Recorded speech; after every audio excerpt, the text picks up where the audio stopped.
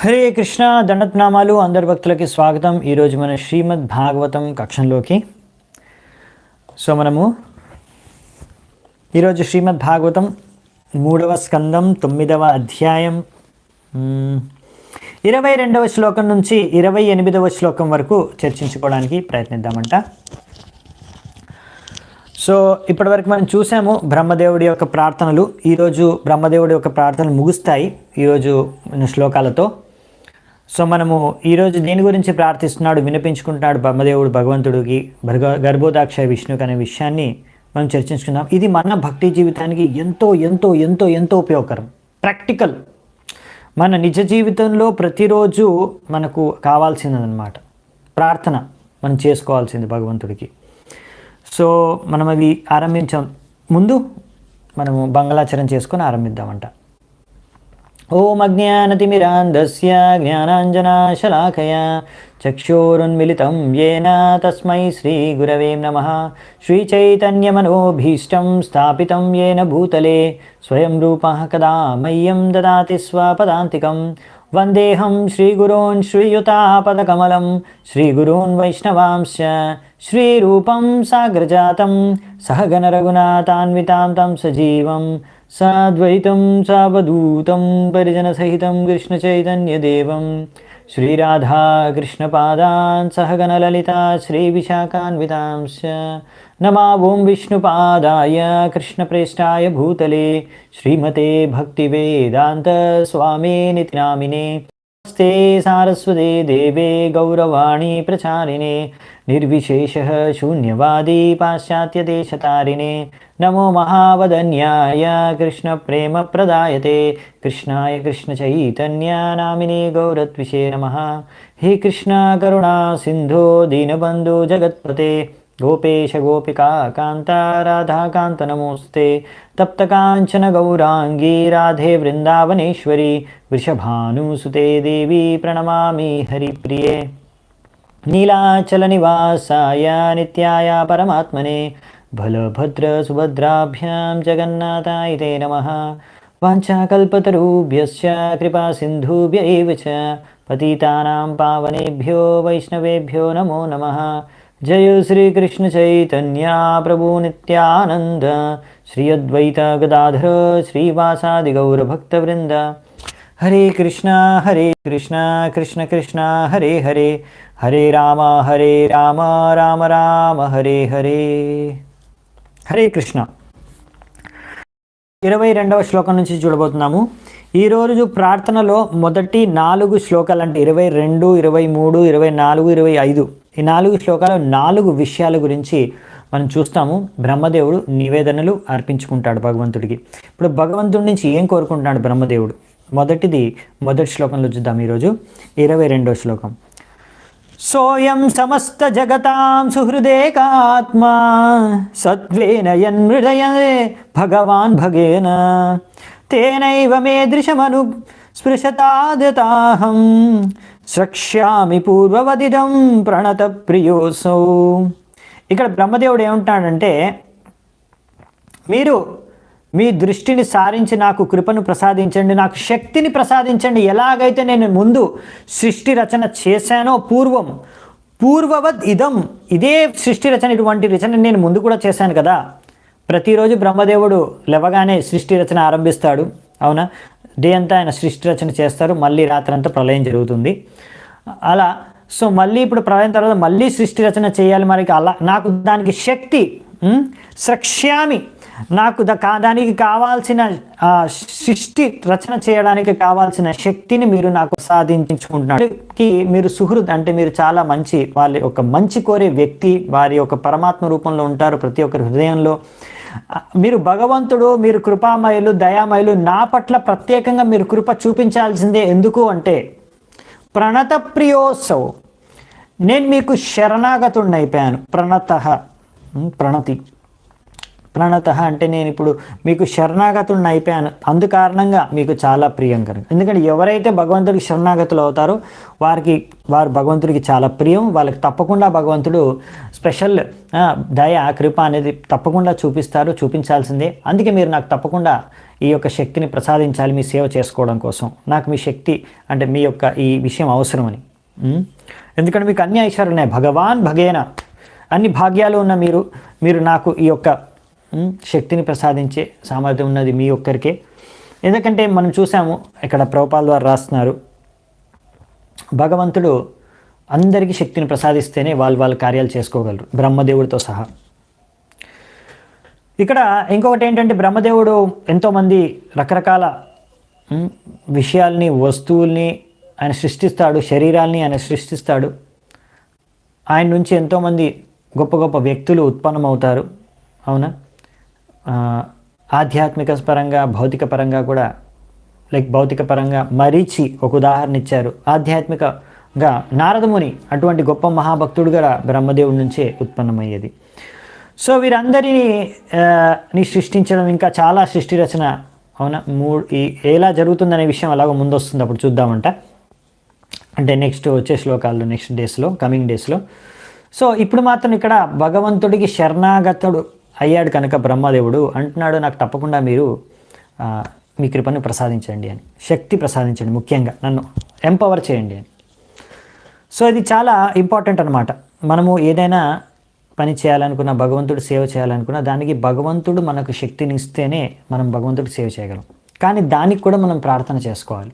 మరి భగవంతుడు మనకి ఎప్పుడు శక్తిని ఇస్తాడు, మనకి ఎప్పుడు కృప చూపిస్తాడు అంటే ఈ పాయింట్ చాలా ఇంపార్టెంట్. బ్రహ్మదేవుడు చూపించేది ఏంటంటే ప్రణత అంటే శరణాగతి అవ్వడం ద్వారా. సో కొంతమంది ఏంటంటే భగవంతుడికి శరణాగతులు అవ్వకుండానే భగవంతుడి కృప నాకు కావాలి, భగవంతుడు నాకు శక్తి ఇవ్వాలి, ఎందుకు నేను నా ఇష్టం వచ్చినవి చేసుకోవడానికి కార్యక్రమాలు.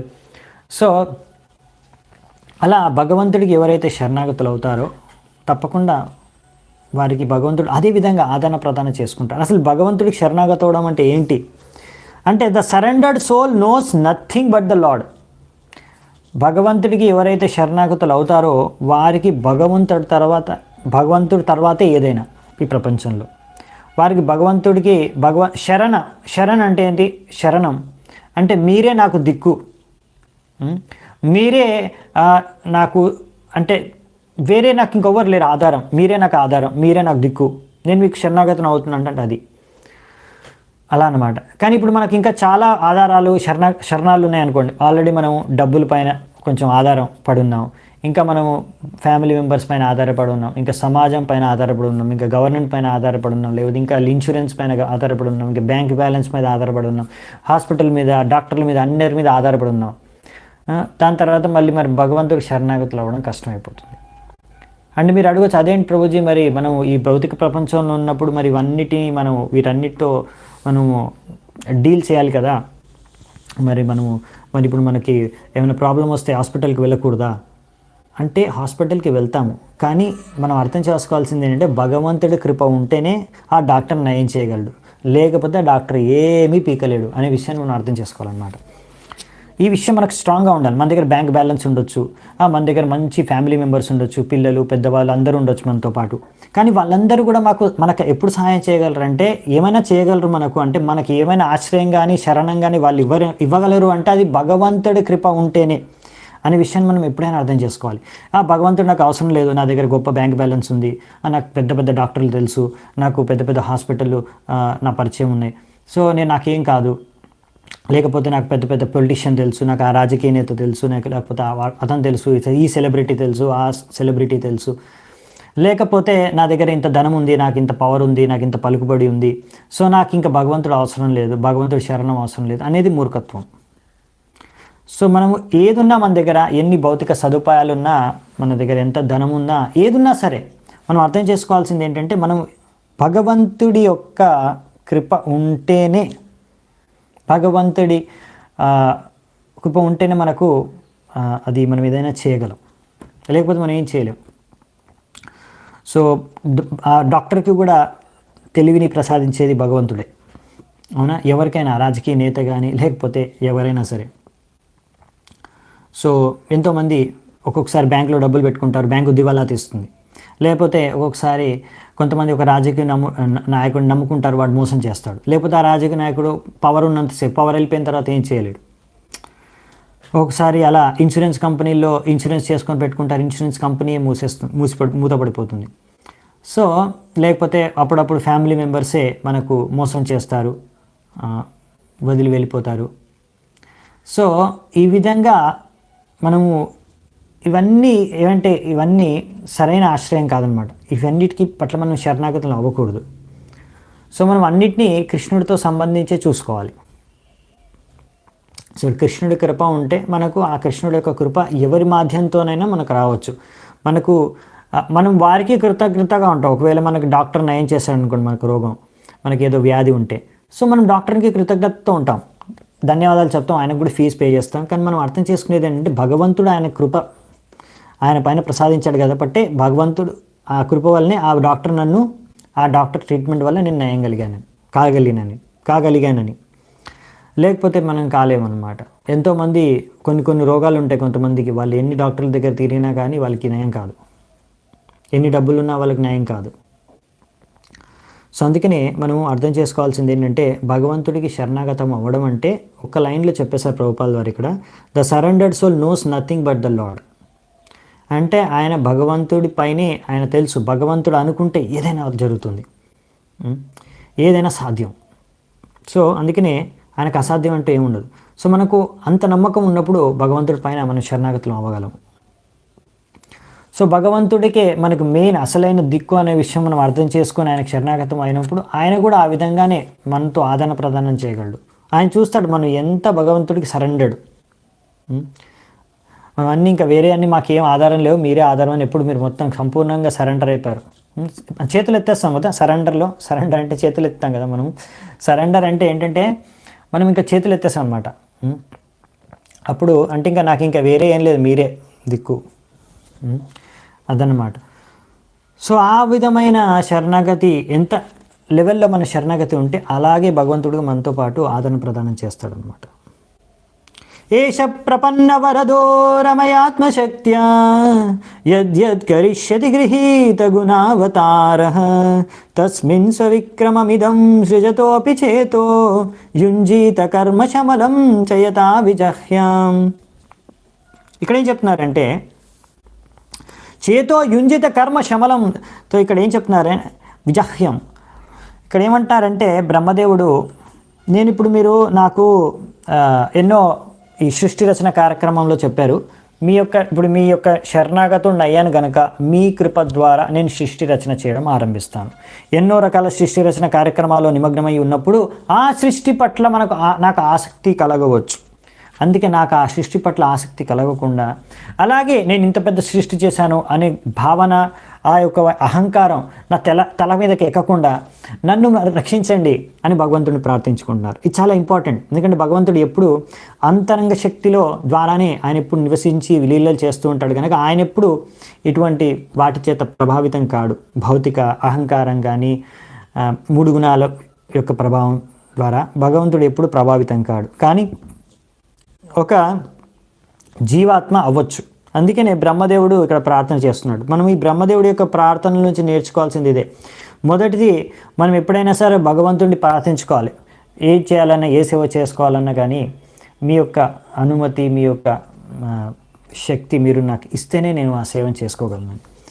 ఇంకొకటి నెక్స్ట్ వచ్చేసి, మనం ఏ సేవ చేసినా కానీ ఆ సమయంలో మనం ఇది గుర్తుంచుకోవాలి, భగవంతుడు మనకు శక్తి ఇచ్చాడని. అంతేకాకుండా మనం చేసే సేవ, మనం చేసే ఈ భౌతిక విషయాల పట్ల ఇప్పుడు సేవ చేసినప్పుడు ఏదో భౌతిక వస్తువులతో కానీ, భౌతిక మనుషులతో కానీ, భౌతిక విషయాలతో కానీ మనము యుక్తమై ఉంటాం. కానీ వాటి పట్ల మనం ఆసక్తి కాకూడదు. ఇప్పుడు అందుకే బ్రహ్మదేవుడు ఉంటాడు, నేను సృష్టి రచించి దాని పట్ల నేను ఆసక్తిని పెంపొందించుకోకూడదు, దాని చేత ప్రభావితం అవ్వకూడదు ఆసక్తితో. ఒకసారి కొంతమంది వాళ్ళు తయారు చేసిన దాని మీద ఎంతో ఆసక్తి ఉంటుంది, ఆసక్తి పెంచుకుంటారు. నేను ఎంతో కష్టపడి ఇల్లు కట్టాను, లేకపోతే ఈ కష్టపడి భౌతిక ఏదైనా ఆసక్తి పెంచుకుంటారు. చాలా మమకారం, ఆసక్తి అనేది బాగా పెరిగిపోతుంది అనమాట. ఏ భౌతిక విషయాలు, వస్తువులపైన వారు ఎక్కువగా సమయాన్ని కానీ, వారి యొక్క డబ్బుని కానీ ఖర్చు పెడతారు. వాళ్ళ యొక్క తెలివిని కానీ, బుద్ధిని కానీ, చేతనని కానీ ఎక్కువ దాని మీద ఇన్వెస్ట్ చేస్తారు. సో అందుకనే ఇక్కడ బ్రహ్మదేవుడు అంటాడు, నేను ఎప్పుడు ఏ భౌతిక విషయాలు వస్తువులు ఏ సృష్టి పట్ల నేను ఆసక్తుడు కాకూడదు, అలాగే నేను అహంకారంతో కూడా ప్రభావితం కాకూడదు. నేను పెద్ద గొప్ప సృష్టికర్త, నేను ఎంత చేశానో, నేను ఎంత గొప్ప అని. సో ఇది చాలా ఇంపార్టెంట్ అనమాట. ఒకసారి చాలామంది ఏమవుతుందంటే వాళ్ళు ఏదైనా గొప్ప కార్యం చేస్తే నేనే చేశాను, నా గొప్పతనం, నేనే గొప్ప, చాలా గొప్ప అని చెప్పుకుంటూ ఉంటారు. లేకపోతే వాళ్ళు దాంతో వాళ్ళ ద్వారానే అయ్యింది అది, కానీ భగవంతుడి కృప ద్వారానే అయ్యింది. మనం ఏదైనా చేయగలిగితే అది భగవంతుడి కృప ద్వారానే. అందుకే మనం భగవంతుడి కృతజ్ఞతగా ఉండాలన్నమాట. అలాంటి భావనతోనే ఉండేలా నన్ను దీవించండి అని ఇక్కడ భగవంతుడితో ప్రార్థన చేసుకుంటున్నాడు. ఎప్పుడైతే ఒక వ్యక్తి అలా అహంకార లేకుండా నమ్రత భావనతో భగవంతుడిని భక్తి చేసుకుంటాడు, సేవ చేసుకుంటాడు, అటువంటి వాడు భగవంతుడికి ఎంతో ప్రియం అని ఇక్కడ మనకి ప్రభుపాదుల ద్వారా రాశారనమాట. ఎందుకంటే మూర్ఖులే వ్యక్తులు, వాళ్ళు ఎప్పుడు ఏ జరిగినా నేనే, ఏదైనా మంచి కొంతమంది ఉంటారండి, ఏదైనా మంచి గొప్ప ఏమైనా జరిగిందనుకోండి వాళ్ళ ద్వారా నేనే అని చెప్తారు. నేనే చేశాను, అంత నేనే చేశాను, అంత నా తెలివే, నా బుద్ధి ద్వారా జరిగింది అని. అదే ఒకవేళ ఏదైనా తప్పు జరిగిపోయింది అనుకోండి, వెంటనే అతని కారణంగా ఈ తప్పు జరిగింది, నా అథారిటీ కారణంగా కానీ, లేకపోతే గురువుల పైన, భగవంతుడి పైన నిందించేస్తారు. నేనేం చేస్తాను, నా గురువు నాకు ఇది ఇవ్వలేదు, లేకపోతే భగవంతుడు నాకు కృపనివ్వలేదు, లేకపోతే ఏదో ఒకటి అన్నమాట.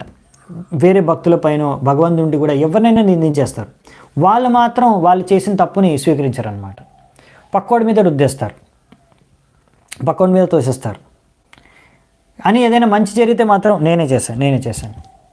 సో ఇలాంటి భావన అనేది, ఇదంతా అహంకారంతో కూడుకున్న వ్యక్తులు ప్రదర్శించే భావన అనమాట. ఎందుకంటే అహంకారం ఎంత ఎక్కువ ఉంటే వాళ్ళకి కష్టం అనమాట. నేను తప్పు చేస్తానని స్వీకరించడమే చాలా కష్టం. అలా ఇంకా వాళ్ళు ఎప్పుడు నేనే అన్నీ చేశాను, ఏదైనా కరెక్ట్ అయితే అది నాదే గొప్పతనం. భగవంతుడికి వాళ్ళు గొప్పతనాన్ని ఇవ్వరనమాట. భగవంతుడికి కానీ, వేరే వైష్ణవులకు కానీ, గురువు కానీ వారి యొక్క కృప వల్ల జరిగిందనే విషయాన్ని వాళ్ళు మర్చిపోతారు. మీరు మామూలుగా సాధారణంగా బయట చూస్తూ ఉంటారు జనాలైతే, వాళ్ళకి ఎలాగో ఇదే ఫిలాసఫీ. కానీ భక్తుల మధ్య కూడా ఒకసారి ఇలా జరుగుతుంది. అందుకనే మనం భక్తి చేసుకున్నప్పుడు కూడా ఈ జాగ్రత్తగా ఉండాలన్నమాట. ఈ భౌతిక చేతనతో మనం ప్రభావితం కాకుండా ఉండాలి. సో ప్రతి విషయానికి మనం భగవంతుడికి ప్రార్థన చేసుకోవాలి. నాభిహృదాదిహ సతోంబసి యస్య పుంసో విజ్ఞానశక్తిరహమాసమనంత శక్తే రూపం విచిత్రమిదమస్య వివృణ్వతో మే మారిరీశీతనగమస్య గిరాం విసర్గః. సో ఇక్కడ మారీరిషీష్ట అని చెప్పారు కదా, అంటే ఏంటంటే ఇక్కడ మెయిన్గా ఈ ప్రార్థన ఏంటంటే, ఇక్కడ భగవంతుడికి ప్రార్థన చేసుకుంటున్నారంటే, నేను మీరు చెప్పిన ఈ భౌతిక, ఇప్పుడు ఈ సేవ, కానీ ఈ సేవలో ఏంటంటే సృష్టి రచన అంటే ఎన్నో భౌతిక విషయాలు, భౌతిక వస్తువులు, భౌతిక సృష్టి చేసి అందులో నిమగ్నం అయిపోయినప్పుడు ఆ భౌతిక కార్యాల్లో మీ సేవనే, కానీ భౌతికంతో ఎక్కువగా కూడుకున్న సేవ ఇక్కడ, అవునా, సృష్టి రచన సేవ. సో ఈ సేవలో నేను ఎప్పుడు మీ యొక్క వేద వాక్యాలు అనుసరంగానే నేను నా జీవితాన్ని జీవించాలి. ఎక్కడ నేను దారి తప్పకుండా, అంటే నా స్పిరిచువల్ ప్రోగ్రెస్, నా స్పిరిచువల్ పాత్ ఇక్కడ ఎప్పుడు నిగమస్య గిరాం, ఈ వేద వాక్యాల చేతనే నా చేతన మరియు సౌండ్ వైబ్రేషన్, మనం ఎప్పుడు ఈ యొక్క వేద వాక్యాల డైరెక్షన్లోనే నేను ఎప్పుడు, మార్గదర్శనంలోనే నేను ఎప్పుడు ఇక్కడ కార్యాలు నిర్వహిస్తూ ఉండాలి. నేను ఎప్పుడు దారి తప్పకూడదు. నేను ఈ వేద వాక్యాలు కానీ మీరు ఇచ్చిన జ్ఞానం అనుసారంగానే నేను చేసే విధంగా మొత్తం నా సేవని చూడండి. నేను ఎప్పుడు మధ్యలో అవుట్ ఆఫ్ ట్రాక్ అవ్వకుండా నన్ను కాపాడండి అని భగవంతుడిని కోరుకుంటున్నారు. ఎందుకంటే మీ నుంచే నేను సృష్టింపబడ్డాను, మీ యొక్క నాభి నుంచే. అలాగే ఇప్పుడు మీరు ఈ రకరకాల సృష్టి కార్యాల్లో నన్ను పెట్టారు. సో అందుకనే వీటి ద్వారా నేను ప్రభావితమై మన స్పిరిచువల్ పాత్ నుంచి ఎప్పుడు డైవర్ట్ కావద్దు. ఇక్కడ ఏంటంటే మెయిన్గా నా ఆధ్యాత్మిక జీవితాన్ని సంరక్షణ కోసం భగవంతుడికి బ్రహ్మదేవుడు ప్రార్థన చేసుకుంటున్నాడు. ఇది కూడా చాలా ఇంపార్టెంట్ ప్రార్థన. ఎందుకంటే బ్రహ్మదేవుడు అంత గొప్ప వ్యక్తే, ఎంతో సర్వశ్రేష్టమైన బ్రాహ్మణుడు కానీ, వైష్ణవుడు కానీ, భక్తుడు భగవంతుడికి ఆయన ఇలా కోరుకుంటున్నాడు. అంటే మనం అర్థం చేసుకోవాలి మనకి ఇది ఎంత ఇంపార్టెంట్. ఎప్పుడు మనం అనుకోకూడదు నేను చాలా పెద్ద భక్తుడిని అయిపోయాను, ఇంకా నాకేం కాదు, నేను ఇప్పుడు నేను ఎప్పుడు ప్రభావితం కాను, మాయా చేత కానీ ఎప్పుడు నేను పతనం అయిపోను అని ఎప్పుడు ఊహించుకోకూడదు. ఎప్పుడైనా జాగ్రత్తగా ఉండాలి. This is a warning for one and all in the spiritual advancement of life అని ప్రభుపాల్ ద్వారా రాశారు. ఇది ఒక వార్నింగ్ మనకి. బ్రహ్మదేవుడు కూడా ప్రార్థన చేసుకుంటాను, నేను ఎప్పుడూ నా జీవితం ఆధ్యాత్మిక జీవితం నుంచి పతనం కాకూడదు అని. సో అటువంటిది మనం ఎంత. సో అందుకని మనం ఎప్పుడైనా సరే భగవంతుడికి ఎల్లప్పుడూ ప్రార్థన చేసుకోవాలి, మనం ఎలాగైనా భక్తి మార్గంలో నుంచి ఎప్పుడూ పతనం కాకూడదని. ఎందుకంటే మీరు చూస్తూ ఉండొచ్చు మీ జీవితంలో కూడా కొంతమంది ఎవరైతే భక్తి చేస్తున్నారో, ఇస్కాన్లో చాలామంది ఉన్నారు కదా, ఎంతోమంది వస్తారు, కొంతమంది ఒకరు వచ్చి ఒక రోజులో వెళ్ళిపోతాడు, కొంతమంది వారం తర్వాత వెళ్ళిపోతారు భక్తి చేసుకొని, కొంతమంది సంవత్సరం తర్వాత భక్తి చేసుకొని వెళ్ళిపోతారు, కొంతమంది 2-3 సంవత్సరాల తర్వాత వెళ్ళిపోతారు, కొంతమంది 5 సంవత్సరాల తర్వాత భక్తి జీవితం నుంచి పతనం అయిపోతారు, కొంతమంది 10 సంవత్సరాల తర్వాత, కొంతమంది 20 సంవత్సరాల తర్వాత, కొంతమంది 30 సంవత్సరాలు భక్తి జీవితం చేసుకొని కూడా పతనం అయిపోయిన వాళ్ళు ఉన్నారు. సో అందుకనే ఇది చాలా చాలా చాలా జాగ్రత్త పడాల్సిన విషయం. మనం ఎట్టి పరిస్థితుల్లో కానీ ఈ మాయ అనేది చాలా ప్రభావితమైంది, దాని ప్రభావానికి గురై 3 గుణాల ప్రభావానికి గురై ఎప్పుడు మనం భక్తి జీవితాన్ని త్యజించకూడదు. దానికోసం కూడా మనం ప్రార్థన చేసుకోవాలి. ఎందుకంటే ఈ భక్తి జీవితం అనేది ఇదేంటంటే ఒక కత్తి మీద నడవడం అనమాట. ఒక కత్తి మీద నడిచారనుకోండి, కొంచెం అటు ఇటు అయిందంటే మీకు కాలు తెగిపోతుంది, అలా అనమాట. చాలా జాగ్రత్తగా నడవాలి. ఎంతో ఈజీ అయినా చాలా సూక్ష్మం అన్నమాట. Walking on the razor, sharp and razor. అందుకని చైతన్య మహాప్రభు కూడా తన యొక్క అనుయాయులకి ఎప్పుడైతే ఈ యొక్క ప్రచార కార్యాలను అప్పచెప్పారో వాళ్ళకి సంరక్షణను కూడా వాళ్ళు ప్రదానం చేశారనమాట చైతన్య మహాప్రభులు. సో అందుకనే ఇది చాలా చాలా ఇంపార్టెంట్ అనమాట. ఏమాత్రం కొద్దిగైనా మనము ఇన్అటెంటివ్, మనము కొంచెం ధ్యానం అటు ఇటు అయిపోయిందంటే అంతే, ఇంకా మన భక్తి జీవితం. హరే కృష్ణ. సోసావదభ్రకరుణో భగవాన్ వివృద్ధ ప్రేమస్మితేన నయనాంబురుహం విజృంభన్ ఉత్థాయ విశ్వవిజయాయ చనో విషాదం మాధ్యాగిరాపనయతాత్ పురుషః పురాణః. తో ఇంకెక్కడ ఏం చెప్తున్నారంటే, నెక్స్ట్ ప్రార్థనలో ఇప్పుడు చేసుకుంటారు లాస్ట్గా, ఇది లాస్ట్ శ్లోకం అనుకోండి బ్రహ్మదేవుడి యొక్క ప్రార్థనల్లో. దీని తర్వాత నెక్స్ట్ ఇంకొన్ని శ్లోకాలు ఉన్నాయి, చూద్దాం, సింపుల్ అవి. ఇప్పుడు ఇక్కడ బ్రహ్మదేవుడు ఏమంటున్నాడంటే, మీరు పురుష పురాణ, అందరికన్నా పురాణమైన పురుషులు మీరు, గర్భోదాక్ష విష్ణు. నేను మీకు ప్రార్థించుకునేది ఏంటంటే, మీరు అందరికన్నా పురాణ, మీరే అందరికన్నా గొప్ప. సో మీ యొక్క మీరు ఎంతో కృపామయులు, మీ యొక్క దర్శనం మాకు కలిగింది. ఇప్పుడు మీ యొక్క మీరు కళ్ళు తెరిచి మమ్మల్ని చూసి మీ యొక్క చిరునవ్వుతో అలాగే మీ వాక్యాలతో మాకు మార్గదర్శనం చేసి మాకు ఆశ్వాసాన్ని ఇస్తే నేను ఏమైనా చేయగలను. సో అందుకనే నా యొక్క ఈ యొక్క టెన్షన్ కానీ, యాంగ్జైటీ కానీ, వ్యాకులత కానీ అంతా వెళ్ళిపోతుంది, దూరం చేయండి. సో నా యొక్క ఈ బాధని అర్థం చేసుకొని నా యొక్క చింతని దూరం చేయండి. ఆ విధంగా మీరు నాకు మార్గదర్శనం చేయండి వాక్యాల ద్వారా. సో భగవంతుడిని ఇప్పుడు ఆయన మార్గదర్శనం గురించి మీరు చెప్పండి, నాకు మీరు ఏం చేయాలి, ఎలా చేయాలి, ఏంటనేది మీరు మీ యొక్క వాక్యాల ద్వారా నాకు ఆశ్వాసాన్ని ఇవ్వండి. నేను చేయగలను, నేను ఏం చేయాలి, సృష్టి రచన ఎలా చేయాలనే విషయాన్ని. సో ఇక్కడ బ్రహ్మదేవుడు భగవంతుడిని ప్రార్థించుకుంటున్నారు. అందుకే ఈ భగవంతుడి యొక్క పొజిషన్ అనేది చాలా ఉన్నతమైంది అన్నమాట. జీవాత్మ ఇంకా భగవంతుడి యొక్క పొజిషను చాలా డిఫరెంట్. భగవంతుడిది ఏంటంటే ఎప్పుడైనా ప్రిడామినేటెడ్, ఇక్కడ రాశారు మనకి, ప్రిడామినేటర్. భగవంతుడు వచ్చేసి ప్రిడామినేటర్, జీవాత్మ ఎప్పుడు ప్రిడామినేటెడ్ అంటే భగవంతుడు భోక్త, మనం భోగించబడేవాళ్ళం. శక్తి, భగవంతుడి యొక్క శక్తి, మనము తటస్థ శక్తిలోనే, భగవంతుడి శక్తిమాన్. సో అన్ని శక్తులు కూడా భగవంతుడి నుంచి ఉత్పన్నమైనవి, భగవంతుడికి సేవ చేసుకోవడానికి, భగవంతుడికి ఆనందాన్ని ప్రదానం చేయడానికి. సో మనం కూడా భగవంతుడికి ఆనందం ప్రదానం చేయడానికి మనం ఉత్పన్నమయ్యాం. మన సృష్టి భగవంతుడికి ఆనందాన్ని ప్రదానం చేయడానికి, తద్వారా మనం ఆనందాన్ని అనుభవించగలం. ఇది సృష్టి, ఇదే రహస్యం, సీక్రెట్ ఆఫ్ హ్యాపీనెస్. ఆనందం పొందడానికి రహస్యం ఏంటంటే, ఆనందం ఎక్కడుంది అంటే భగవంతుడికి ఆనందం ప్రదానం చేయడంలో మన ఆనందం ఉందంట. అందుకనే ఇక్కడ భగవంతుడు చేసే రాసలీల కూడా, అందులో భగవంతుడు భోక్త. సో మిగతా గోపి వాళ్ళందరూ కూడా భగవంతుడికి ఆనందం ప్రదానం చేయడానికి ప్రయత్నిస్తున్నారు. కానీ ఇది భౌతిక ఆనందం కాదు, వాళ్ళకి భౌతిక శరీరాలు లేవు, భగవంతుడికి భౌతిక శరీరం లేదు. ఇక్కడ ఒక స్త్రీ పురుషుడు అనుభవించే ఆనందం ఏంటంటే భౌతిక దేహంతో సంబంధించింది. దాంతో అక్కడ పురుషుడు అనుకుంటాడు నేను స్త్రీని భోగించే ఆనందాన్ని అనుభవిస్తాను, ఆ స్త్రీ అనుకుంటుంది నేను పురుషుడితో సంభోగం చేసి నేను ఆనందాన్ని అనుభవిస్తాను భోగించి. సో ఈ విధంగా భోగవృత్తితో కూడుకున్న ఆనందం కాదనమాట. ఎందుకంటే ఇక్కడ భౌతిక శరీరం లేదు, ఆనందం అక్కడ భోగవృత్తి అంతా భౌతిక శరీరానికి సంబంధించింది మాత్రమే. సో ఇక్కడ ఇది ఒక కృష్ణుడు గోపిల మధ్య జరిగే రాసలీల అనేది ఒక స్త్రీ పురుషుడు వ్యవహారం, సాధారణ స్త్రీ పురుషుడు యొక్క వ్యవహారం లాంటిది కాదనమాట. ఎందుకంటే అక్కడ భగవంతుడు భోక్త, ఆయన ఆధ్యాత్మికం. సో ఇక్కడ ఏంటంటే భగవంతుడు శక్తిమాన్, గోపిలు శక్తి. కానీ ఇప్పుడు స్త్రీ పురుషుల్లో స్త్రీ కూడా శక్తియే, పురుషుడు కూడా శక్తియే. ఒక శక్తి ఇంకో శక్తి ఇద్దరు భోగించుకోలేవు అనమాట. యాక్చువల్లీ అది భోగించుకునే ఏదైతే జరుగుతుందో అదంతా మోహమాయ అంతే. అందుకే ఎవరైతే ఎప్పటి వరకు కామవాసనతో ఉన్నారో వాళ్ళు ఎప్పుడు భగవంతుడి యొక్క రాసలీలను ఎప్పటికీ అర్థం చేసుకోలేరు. మనం వినొచ్చు ఎన్నో ఫిలాసఫికల్ విషయాలు, అంటే తత్వాలు మనం ఇప్పుడు సిద్ధాంతంపూర్వంగా మనం అర్థం చేసుకోవడానికి ప్రయత్నిస్తాం అంతే. కానీ మనం దాన్ని సంపూర్ణంగా అర్థం చేసుకోలేము. ఇప్పుడు ఎప్పటివరకు అయితే మనకు కామవాసన ఉంటుందో అప్పటి వరకు మనం అర్థం చేసుకోలేము.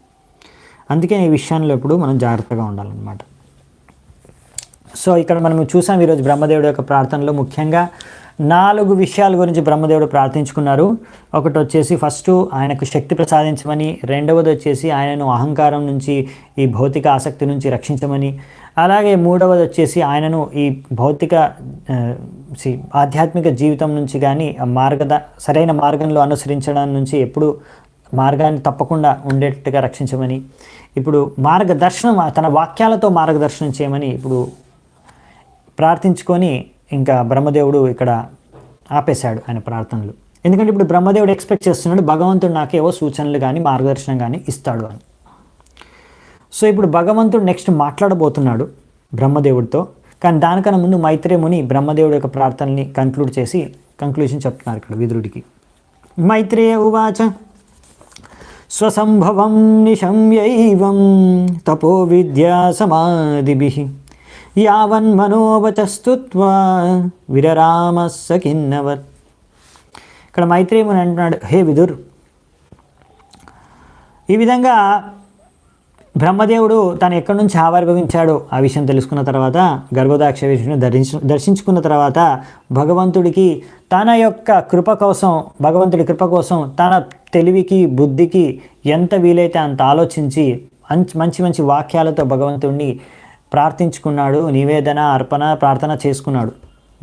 ఇంకా దీని తర్వాత ఇంకా అలసిపోయాడు బ్రహ్మదేవుడు. కానీ ఇంకా ఆయనకు ఒక వ్యాకులత ఉంది, ఇప్పుడు భగవంతుడి యొక్క వాక్యాలను వినాలనుకుంటున్నాడు.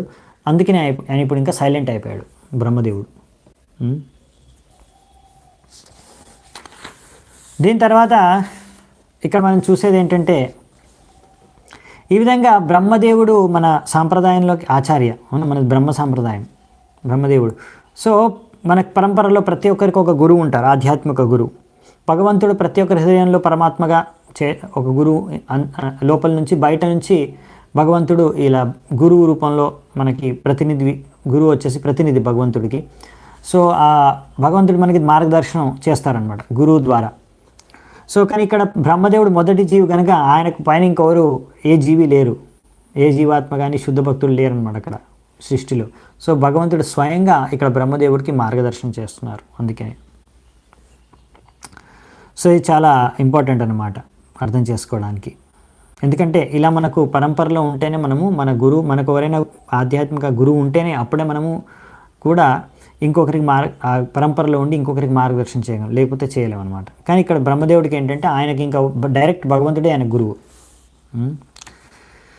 సో ఆ విధంగా ఇక్కడ చెప్తున్నారు అనమాట. అతాభిప్రేతం అన్వీక్ష్య బ్రహ్మణో మధుసూదనః విషన్న చేతసం తేన కల్ప వ్యతికరాంబస లోక సంస్థాన విజ్ఞాన ఆత్మన పరికిధ్యతే తం ఆహాగాదయా వాచ కష్మలం శమయన్నివ. ఇక్కడ ఏం చెప్తున్నారంటే, ఇలా బ్రహ్మదేవుడిని చూశాడంట భగవంతుడు.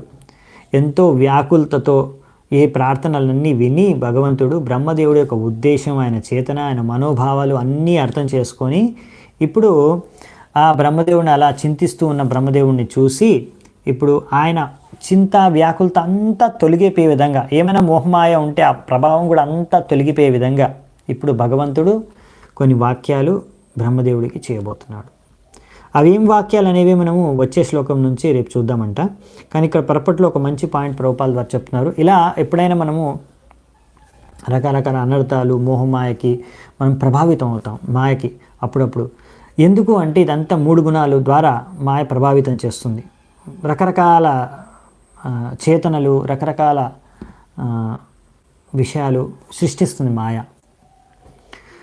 ఈ మాయ వచ్చేసి అంటే మోడ్స్ ఆఫ్ మెటీరియల్ నేచర్, 3 గుణాలు మిక్స్ అయ్యి 3 కలర్లు ఎలా మిక్స్ అయ్యి కొత్త కలర్ వస్తుందో, మీరు రకరకాలుగా 3 కలర్లను మిక్స్ చేసి రకరకాల కలర్లు, కొత్త కొత్త కలర్లు తెచ్చుకోవచ్చు.